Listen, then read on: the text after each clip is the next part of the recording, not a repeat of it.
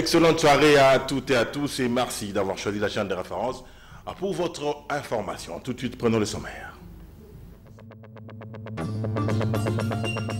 Démarrage ce lundi sur toute l'étendue de la RDC des préliminaires de l'Exeta 2021. Les élèves finalistes ont affronté l'épreuve de dissertation. La grève des conducteurs des taxis déclenchée dans quelques coins mouvementés de Kinshasa a perturbé la circulation ce matin, rendant ainsi difficile le transport en commun. Un moratoire d'une semaine a été accordé aux chauffeurs par les vice-premiers ministres et ministres de l'Intérieur, Sécurité et Affaires coutumières.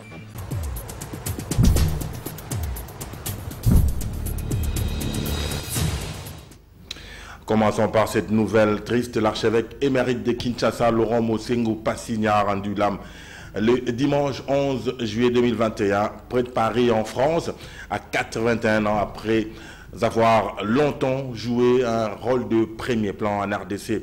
Découvrez le parcours de ce grand homme de l'Église catholique universelle dans ce commentaire de Patricia Bassois. Laurentius Cardinalis Mosengo Passigna, Spondeo, Voveo ac Iuro, Sigme Deus adjuvet et ex sancta Dei Evangelia, que manu mea tango. Le cardinal Laurent Mosengo Passigna a tiré sa révérence ce dimanche 11 juillet 2021 à Paris, où il séjournait depuis quelques jours. Rappelons qu'il était annoncé le dimanche 4 juillet dernier dans la soirée, au moment où il était encore vivant. Il a cependant été évacué le lundi 5 juillet pour Paris. Laurent Mosengo Passigna, né le 7 octobre 1939 à Mongobélé, village situé dans la province du Bandundu au Congo belge, aujourd'hui République démocratique du Congo, est un prêtre catholique congolais, docteur en écriture sainte et professeur de théologie. Archevêque de Kisangani en 1988, il est nommé à Kinshasa en 2007 et fait cardinal en 2010. Il se retire de sa charge épiscopale en 2018. Après ses études primaires à Nyoki et secondaires au petit séminaire de Bokoro, Laurent Mosengo intègre le grand séminaire de Kabwe où il suit le cycle de philosophie avant de partir pour Rome suivre à l'université pontificale urbanienne le cycle de théologie. Il est ordonné prêtre le 21 décembre 1963 pour le diocèse d'Inongo par le cardinal Agagianan, préfet de la congrégation de la propagation de la foi.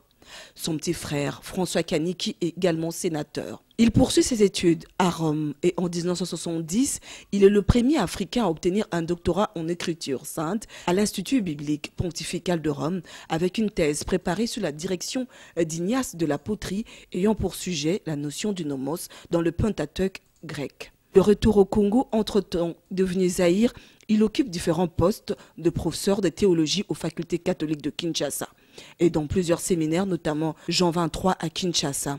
Dès 1976 à 1980, il est secrétaire général de la conférence épiscopale du Zaïre. Le 13 février 1980, il est nommé évêque auxiliaire d'Inongo. Il reçoit la consécration épiscopale le 4 mai suivant, de main même du pape Jean-Paul II. Dès le 7 avril 1981, il est transféré à Kisangani, toujours comme évêque auxiliaire. En 1984, il est élu président de la conférence épiscopale du Zaïre, CEZ, poste qu'il conserve jusqu'en 1992. En 1987, il est également élu membre du conseil du secrétariat général du synode des évêques, poste auquel il est réélu en 1990 et en 2001. Le 1er septembre 1988, il est promu archevêque de Kisangani. À ce poste, il s'impose comme l'un des acteurs politiques majeurs de période de recours à la démocratie qui a suivi le régime dictateur de Mobutu. En 1981, il revient président du Bureau de conférence nationale souveraine, puis de 1992 à 1996, du Haut Conseil de la République érigé en Parlement de transition en 1984. En 1997, après avoir été premier vice-président pendant 3 ans, il est élu président du symposium de conférence épiscopale d'Afrique et de Madagascar, poste qu'il conserve jusqu'en 2003. En 2002, il devient vice-président de Pax Christi International et en 2004, il est élu président de la conférence épiscopale nationale du Congo. À la suite de cette désignation, face aux rumeurs l'annonçant candidat à l'élection présidentielle, il déclare lors d'un point de presse, je cite, « Je n'envie pas le pouvoir politique. Si je le voulais, je l'aurais pris en 97 avec la chute de Mobutu. Mais je ne l'ai pas fait car mon pouvoir ecclésiastique est 1000 fois supérieur au pouvoir politique. » Fin de citation. Le 6 décembre 2007, Benoît XVI le transfère au siège métropolitain de Kinshasa. Le pape François accepte sa démission de cet office le 1er novembre 2018. Il est alors âgé de 79 ans. Il est créé cardinal par Benoît XVI. Au consistoire du 20 novembre 2010, il reçoit alors le titre du cardinal prêtre de Santa Maria Regina Passis Innocii Amare. Il participe au conclave de 2013 qui élit le pape François. Le 13 avril 2013, le nouveau pape constitue un groupe de 8 prélats issus de tous les continents chargés de l'épauler dans la réforme de la curie romaine et la révision de constitution apostolique Pastor Bonus. Pour l'Afrique, c'est le cardinal Mosengo qui est choisi. Le 9 septembre 2014, il est nommé par François Père synodal pour la première assemblée générale extraordinaire du synode des évêques sur la famille se déroulant du 5 au 19 octobre en qualité de membre du conseil ordinaire du synode des évêques. Hostile au régime autoritaire de Joseph Kabila, le cardinal se joint aux efforts pour convaincre le président de quitter le pouvoir en 2018. Au cours de la 27e réunion, il est annoncé qu'il n'est pas renouvelé dans ses fonctions de membre pour raison d'âge. Il fut docteur honoris causa de l'Institut catholique de Paris. La disparition du cardinal Laurent Mosengo Passigna a été reçue avec beaucoup de douleur à l'archidiocèse de Kisangani car l'illustre disparu a été archevêque métropolitain de Kisangani pendant 20 ans. À l'annonce de sa mort, plusieurs personnes lui ont rendu un vibrant hommage. Les prêtres et laïcs ont tous témoigné sur cet homme de Dieu. Suivez ce reportage notre correspondant à la Chopo, Patrick Mangala.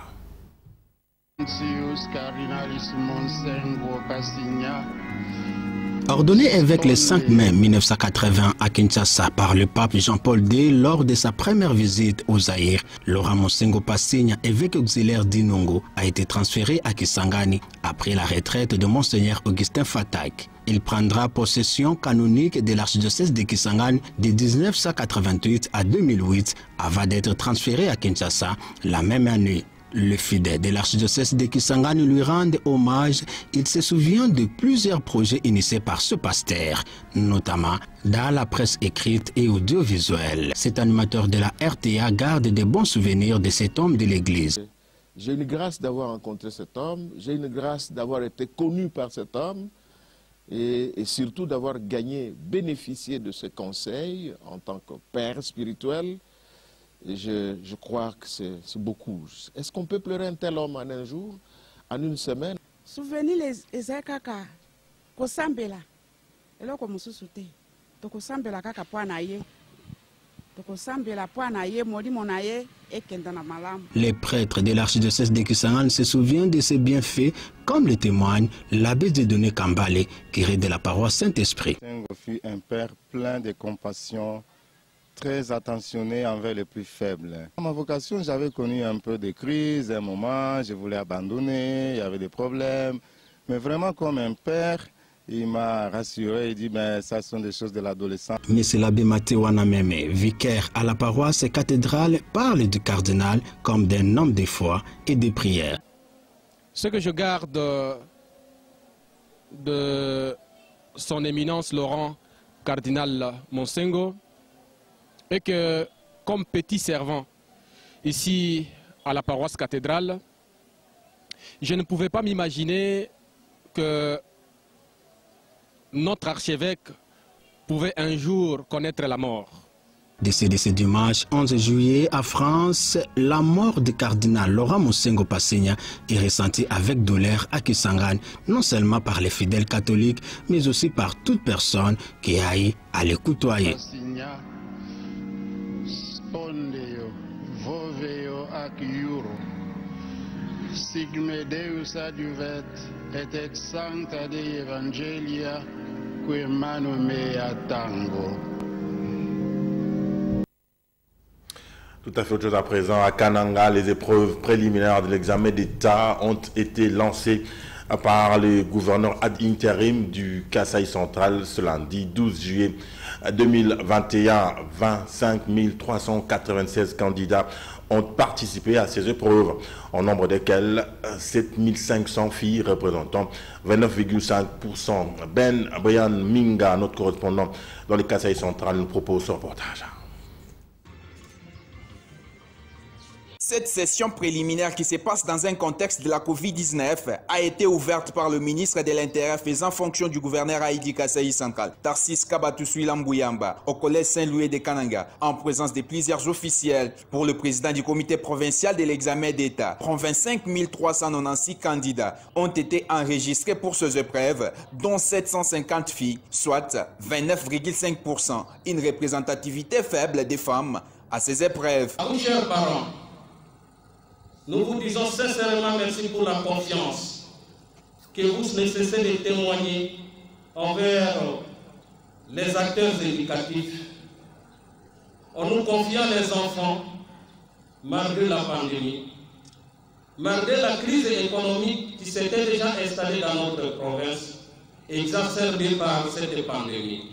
Comme vous pouvez le constater, nous n'avons même pas encore atteint la parité telle que prônée par notre Constitution. Il y a encore des efforts à fournir pour que nous puissions atteindre d'abord les 30% de filles et ensuite la parité 50-50. Pour sa part, le chef de la délégation nationale de supervision des épreuves a invité les candidats, au nom du ministre des tutelles, le prof Tony Mwamba Kazadi, de passer ces épreuves dans le respect des normes préétablies. Quant à ces Son Excellence, Monsieur le ministre de l'EPST, qui organise sa première session d'examen d'État cette année, tient à ce que cette session se déroule normalement sur toute l'étendue du pays. Le gouverneur ad interim du Kasaï central Tarsis Kabatousouila Mbouyamba dans son adresse a invité les candidats de compter sur leurs mérites en abolissant les mauvaises pratiques de tricherie, car étant le futur cadre de ces pays. Vous vous acheminez à quitter le collège dans quelques jours. Mais vous allez quitter le collège avec quoi? Certains sortent avec les papiers inutiles. Parce qu'ils n'ont pas tourné le dos aux antivaleurs. Parce qu'ils ont mis tout leur espoir dans les labos, dans la tricherie. C'est la remise des colis des examens au chef des centres qui a sanctionné la fin de cette activité à Kananga. À Kinshasa, les finalistes ont également passé l'épreuve de dissertation, mais seulement ils étaient confrontés à un sérieux problème de transport le matin. Torine Mongo et Patimbouzi pour le reportage. C'est parti pour les épreuves hors session de l'examen d'État 2020-2021 dès ce lundi sur l'ensemble du territoire. Dès les premières heures du matin de ce lundi 12 juillet, les élèves finalistes des humanités s'est dirigés vers le centre des examens. Mais bien avant cela, les finalistes étaient dans leurs écoles pour les dernières consignes et la prière. Pendant 2 heures, les finalistes ont calmement passé leur épreuve de dissertation. À leur sortie, les élèves affirment que tout s'est bien passé malgré la peur au début. Au début, on était un peu frustrés. On se disait que ça allait être difficile. Mais quand on a eu le papier, on a lu, on s'est dit que non, nos profs ont fait du bon travail. C'était des trucs pas vraiment difficiles. On s'est bien défendu et on pense qu'on a réussi. Et nous sommes sûrs que d'autres épreuves qui arriveront, nous pouvons encore mieux faire encore davantage. Mais les choses n'ont pas été faciles dès ce matin pour les élèves à cause de la grève déclenchée par les chauffeurs de transport en commun. Un collégien explique les difficultés rencontrées. Déjà, la journée elle était déjà mouvementée depuis 5 heures, je crois. Vu que déjà, je voyais des motos, peu de transport, taxi. Mais j'étais seulement à l'obligation d'attendre mon tour pour y monter, mais c'était un peu difficile. Les épreuves préliminaires qui ont débuté ce lundi vont se poursuivre avec le français oral et la jury pratique pour aboutir aux épreuves de 4 jours, la session ordinaire au mois d'août. Comme l'a si bien dit cet élève, la ville de Kinshasa a connu ce lundi 12 juillet dans la matinée d'énormes perturbations de transport en commun due à la grève des conducteurs des taxibus et taxis. Les détails avec José Moussangana. Kinshasa sans véhicule. C'est l'opération lancée par les chauffeurs pour manifester contre la mort d'un conducteur et de son receveur qui serait frappé copieusement par les policiers fraîchement formés et appelés communément Oudjana. Malheureusement, ces deux personnes ont succombé de leurs blessures. Comme vous pouvez vous en apercevoir, à Limba, le transport en commun s'est fait aussi rare que le don d'une poule. Au rond-point Gaba, les motards ont même augmenté les frais de transport allant de 500 à 5000 francs la course. Ils sont même attaqués par la population. Comme conséquence découlant de ces désordres, beaucoup de gens n'ont pas été à leur lieu de travail. Les élèves qui devraient aujourd'hui entamer leur session préliminaire, notamment la dissertation, ont eu d'énormes difficultés pour rejoindre leur établissement. En quoi certains analystes, ces désordres artistiques seraient entretenus par l'hôtel de ville qui n'arrive pas toujours à résoudre ce problème en installant des panneaux indicateurs d'arrêt et de stationnement. Alors que ce secteur est géré par 6 services, à savoir le transport, les bureaux 2, le policier de roulage, les contrôles sanitaires et les Oudjana.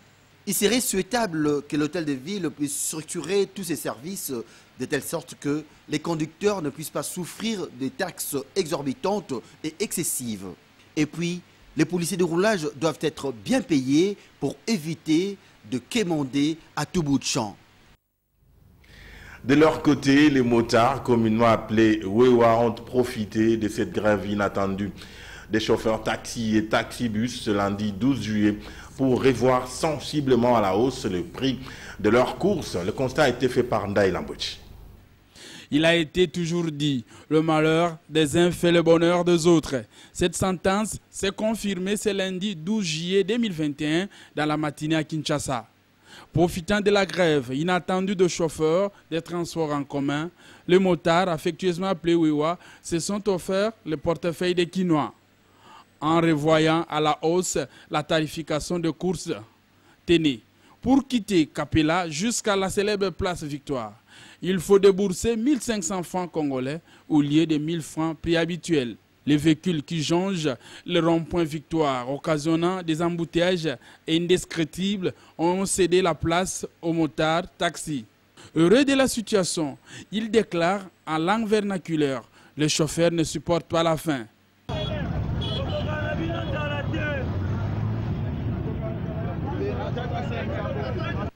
Aux autorités provinciales de tenir compte de la préoccupation des chauffeurs pour soulager tant soit peu la misère des usagers des transports en commun.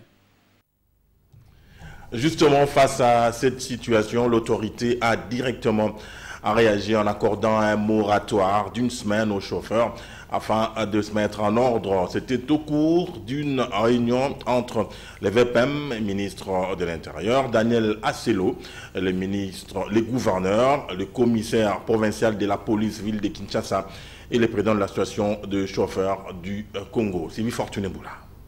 C'est un début de semaine mouvementé à Kinshasa. La grève de conducteurs de taxis déclenchée dans quelques coins mouvementés de Kinshasa. Ces mouvements brusques accompagnés d'incidents a rendu difficile le transport en commun. Face à cette situation, le vice-premier ministre, ministre de l'Intérieur, Sécurité, Décentralisation et Affaires coutumières, maître Daniel Asselo Okitowa Koy, a urgemment convoqué une réunion dans son cabinet de travail à laquelle ont pris part le gouverneur de la ville de Kinshasa, le commissaire provincial de la police, le ministre provincial de l'Intérieur et du Transport et les associations de chauffeurs de taxi. Les échanges ont abouti à une mesure principale, un moratoire d'une semaine accordé aux chauffeurs de taxi de circuler librement sans être inquiétés par la police de circulation routière s'agissant du contrôle des documents.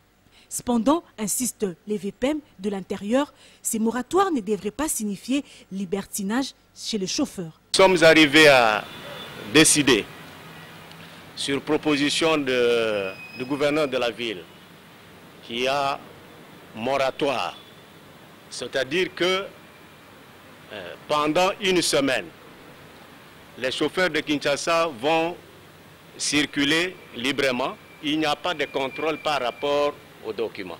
Mais il faut éviter toute confusion. On ne dit pas aux chauffeurs qu'ils vont se comporter dans la rue de n'importe quelle manière. Ils n'ont pas à gêner les gens, ils n'ont pas à commettre des infractions. Les moratoires, c'est tout simplement par rapport aux documents qui leur sont exigés par la loi et donc par l'autorité urbaine. À eux de se comporter dignement. D'ores et déjà, une commission a été mise en place composée du gouverneur de la ville de Kinshasa, le commissaire provincial, le représentant des associations de chauffeurs. Cette dernière constituera un cadre d'échange permanent entre chauffeurs taxis et autorités urbaines. Cependant, le représentant de la SECO, quant à lui, a reconnu l'infiltration et la récupération politique dans ces mouvements de grève. Il a promis désormais de soumettre directement les revendications de chauffeurs taxis à l'autorité via la commission mise en place. Tout en condamnant les actes d'incivisme et de vandalisme enregistrés depuis le début de ces mouvements, il a appelé le conducteur de la ville de Kinshasa à ne pas se laisser manipuler par les politiques. Changeant de registre, l'association C-Smile veut voir les enfants grandir avec les dents propres, sans caries ni mauvaise haleine. Elle est allée sensibiliser les enfants de l'Ecodim de l'église Parole du Salut située sur l'avenue Bongolo dans la commune de Kalamo. Reportage à Jenny Tamboy-Malou. Belle dénommée C-Smile a été l'hôte de marque auprès des enfants de l'Ecodim de l'église Parole du Salut située sur l'avenue Bongolo, quartier Matongé, dans la commune de Kalamo. L'objectif est de sensibiliser les enfants sur comment entretenir correctement leurs dents afin d'éviter certaines maladies. Comme une enseignante devant les élèves, la coordonnatrice Sephora Moussengue a expliqué à l'Assemblée la bonne façon de bien brosser la dent pour faire disparaître de la bouche la mauvaise haleine. J'ai eu à rencontrer plusieurs personnes qui ont subi le fait de ne même pas connaître juste comment brosser leurs dents. Alors c'est vraiment à travers les recours que j'ai eus de ces personnes-là que je me suis dit pourquoi ne pas monter en fait cette ONG qui permettra à tout le monde de pouvoir comprendre. Il y a des gens aujourd'hui qui ont perdu toutes les dents de la bouche, il y en a d'autres qui ont perdu 2, 3. Pourquoi? Parce qu'ils ne savaient juste pas brosser leurs dents. C'est important que chaque parent puisse encourager les enfants à pouvoir brosser les dents et le matin et le soir. Pasteur Roland Kamwaka de l'église Parole du Salut ainsi que l'un de ses fidèles ont salué cette initiative. J'étais très content parce que les parents sont restés là, attentionnés.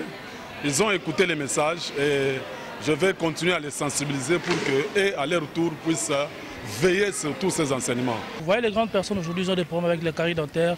Tout ça parce qu'il n'y a pas eu de suivi dès le bas âge. À l'issue de ces échanges, Sephora Moussengue a remis aux enfants quelques objets tels que la dentifrice, les brosses à dents, les jus ainsi que les biscuits. Question de les encourager. L'initiative prise par l'association C-Smile mérite des encouragements et soutien de la part des autorités. Parlons sport à présent. La fédération de karaté-do de la RDC a clôturé à Bukavu, dans le sud Kivu, la 25e édition des championnats nationaux. Plusieurs provinces avaient pris part à cette compétition nationale. Les temps forts de ce banquet national dans ce reportage de nos confrères de la chaîne nationale. L'issue de la 25e édition des championnats nationaux de karaté-do a donné lieu à des scènes de joie indescriptibles. Nous sommes très contents. On a fait vraiment un grand travail pour apporter ces coupes. Les championnats se sont organisés chez nous. Nous avons représenté nos athlètes dans toutes les catégories. Et voilà, nous avons eu des médailles d'or plus que d'autres provinces qui ont participé. Et c'est comme ça que nous sommes les champions de ces championnats. La Ligue des karaté-do du Sud Kivu, sacrée pour la première fois de son histoire, championne du Congo. Avec ses 31 médailles glanées, dont 15 en or, 10 en argent et 6 en bronze, elle dévance le Nord Kivu qui a obtenu 15 médailles, dont 5 en or. S'en est suivi du Haut-Katanga avec 6 médailles. En finale de kata par équipe, le Nord Kivu a dominé la Mongala. Le Nord Kivu a réalisé le même exploit en comité après avoir battu le Haut-Katanga. Bon, il n'y a que la joie, heureusement, je m'attendais suffisamment à ça. Dans son mot de clôture, le président de la Fédération de karaté-do du Congo, Freddy Lacombo, a annoncé la mise en place des rankings nationaux par la direction technique nationale à l'issue de ces championnats. Le bureau exécutif par ma personne réitère son engagement à la concrétisation des objectifs nous assignés, notamment la redynamisation des activités à partir de la base, dont l'organisation de ces championnats. Il s'agit du classement national qui va servir à la présélection à l'équipe nationale. C'est-à-dire, plus vous participez aux compétitions homologuées par la fédération à tous les niveaux, plus vous corsez votre classement et plus vous avez de la chance d'être retenu au niveau national pour défendre les couleurs du pays aux compétitions internationales. C'est sur une note positive que les rideaux de la 25e édition des championnats nationaux de karaté ont été tirés. Les 10 ligues présentes se sont donné rendez-vous la saison prochaine. Sport en international, l'Italie a été sacrée championne d'Europe hier grâce à sa victoire sur l'Angleterre au tir au but. Cette défaite a été mal accueillie par les hooligans anglais qui ont proféré des insultes racistes aux joueurs qui ont raté leur penalty. Malheureusement, ils étaient noirs. Le Premier ministre anglais a fustigé ces insultes. Suivez. Le cœur brisé après leur défaite en finale de l'Euro, les Anglais affrontent en outre un nouvel épisode de racisme en ligne. 3 joueurs noirs qui ont raté leur tir au but ont en effet été la cible de très nombreuses insultes sur les réseaux sociaux. Les responsables de ces abus effroyables devraient avoir honte d'eux-mêmes, a dénoncé le Premier ministre Boris Johnson sur Twitter. Le sélectionneur Gareth Southgate a également réagi en conférence de presse ce lundi. Je pense que les joueurs sont incroyablement fiers de ce qu'ils ont fait, a-t-il dit. Le fait que certains d'entre eux soient maltraités est vraiment impardonnable. D'anciens joueurs ont aussi apporté leur soutien aux joueurs victimes des insultes, appelant les dirigeants à en faire davantage. L'exemple doit venir d'en haut, a plaidé Gary Neville. Le Premier ministre a dit qu'on pouvait huer les joueurs qui essaient de promouvoir l'égalité et de lutter contre le racisme. Ça commence par ici, dit-il. Donc je n'ai pas du tout été surpris de me réveiller ce matin avec ces gros titres. Je m'y attendais dès que j'ai vu ces joueurs rater leur tir. Il y a un problème évidemment dans le football et dans cette société où on pense que c'est normal de critiquer des joueurs pour leurs actions sportives à cause de la couleur de leur peau. Marcus Rashford, Jadon Sancho et Bukayo Saka ont scellé la défaite de l'Angleterre en ratant leur pénalty face à l'Italie. Le football anglais est confronté depuis des années à un phénomène de racisme en ligne visant des joueurs après la défaite de leur club ou des performances décevantes. Alors qu'on peut l'actualité avec cette revue de presse qui porte la signature de Patrick Polidon-Gaziami.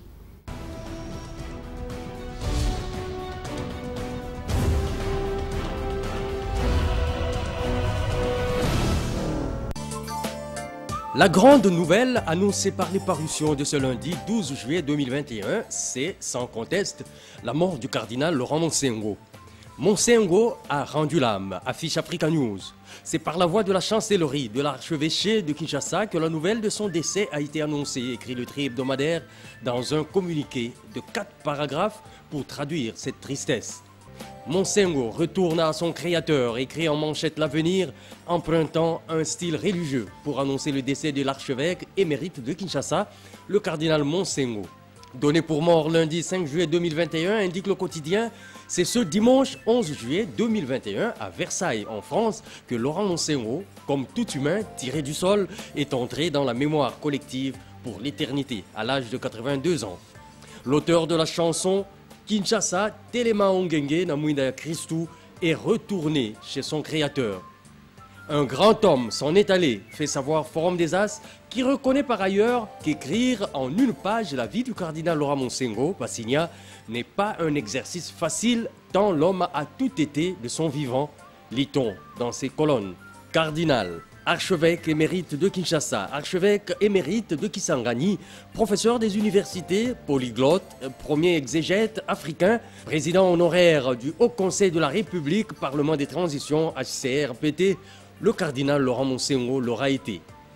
Et ce n'est pas sans raison que la prospérité titre, cardinal Laurent Monsengo, un grand choc, une grosse perte, car Il aura été de toutes les histoires glorieuses de l'Église catholique, mais aussi de l'avènement de la démocratie.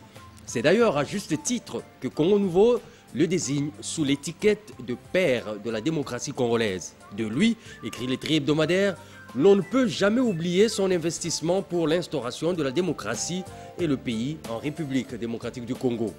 Adieu, Tata Cardinal, lance Econews qui annonce aussi la mort du très charismatique Laurent Monsengo, le troisième cardinal que la RDC perd. Il a combattu le bon combat, il a achevé la course. Doux repos éternel, Tata Cardinal. Toute la RDC vous dit merci, termine le tri hebdomadaire, qui fait savoir par ailleurs que l'Église catholique, gardien du temple de la démocratie, n'est pas prête à offrir un chèque en blanc à Félix Tshisekedi en ce qui concerne le projet de loi sur la nationalité. C'est ainsi, poursuit-il, qu'elle a élevé la voix pour dénoncer les dérives d'un pouvoir qui procède par élimination systématiquement de tous ceux qui s'opposent à sa vision. Du côté de la présidence de la République, l'agence congolaise de presse signale et rappelle l'inauguration samedi dernier par le chef de l'État, Félix Tshisekedi, d'une coopérative de pêche à Kinkole. Il s'agit de la toute première coopérative de pêche et commercialisation des poissons, Copicop. Bonsoir.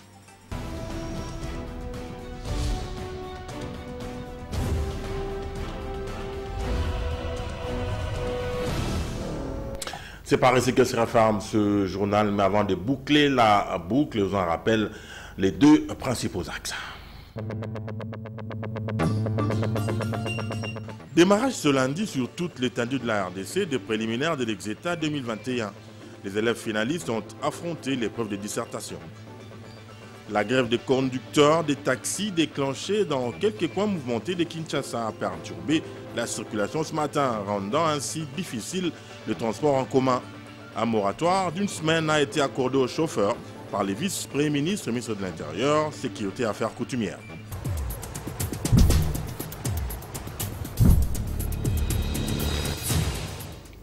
Léonard Moimeri a réalisé ce journal. À ce côté, il avait Sylvain Kapombo Bosengele comme chef d'édition. En leur nom et au mien propre, je vous dis grand merci pour votre sympathique attention. Excellente suite des programmes sur la chaîne de référence.